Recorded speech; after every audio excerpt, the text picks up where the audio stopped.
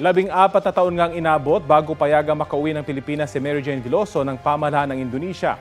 April 2010 nang naaresto siya sa Indonesia matapos makita ng mahigit 2 kilo ng heroin ng kanyang maleta. Gate ni Veloso, pinagbitbit lang ng kanyang recruiter ang maleta at hindi niya alam na may illegal na droga ito. Makalipas ang 6 na buwan, hinatulang guilty si Veloso ng drug trafficking at sinintensyahan ng kamatayan. Mula noon, ilang beses nang humiling ang pamahalaan ng Pilipinas sa Indonesia na bigyan ng clemency si Veloso. Noong 2015, kabilang si Veloso sa 10 itinakdang i-execute dahil sa mga kasong may kinalaman sa illegal na droga. Pero hindi natuloy ang pagpa-firing squad kay Veloso matapos pansamantalang ipagpaliban o bigyan ng indefinite reprieve ng Indonesia. Yan ay matapos umapela si Pangulong Noynoy Aquino kay Indonesian President Joko Widodo.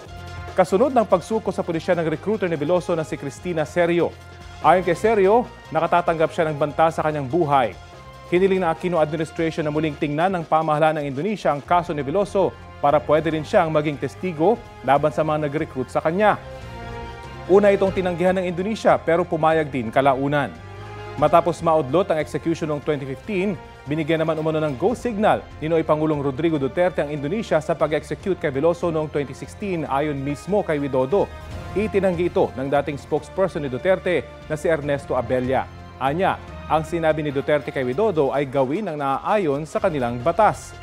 Sa loob ng ilang taon, pinayagan din ng Indonesia na makapagbigay ng testimonya si Veloso laban kay Serio at isa pa niyang recruiter na si Julius Lacanilao. Noong 2022, umapela ang pamilya ni Veloso kay Pangulong Bongbong Marcos na muling humiling kay Widodo ng executive clemency para kay Veloso.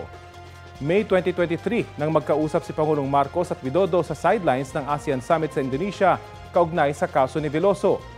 Bukod sa clemency, hindi rin daw tumigil ang gobyerno ng Pilipinas na hilingin ang pagpapababa ng sentensya kay Veloso o ang pag-extradite sa kanya at dito sa Pilipinas makulong para sa kanyang kaso roon.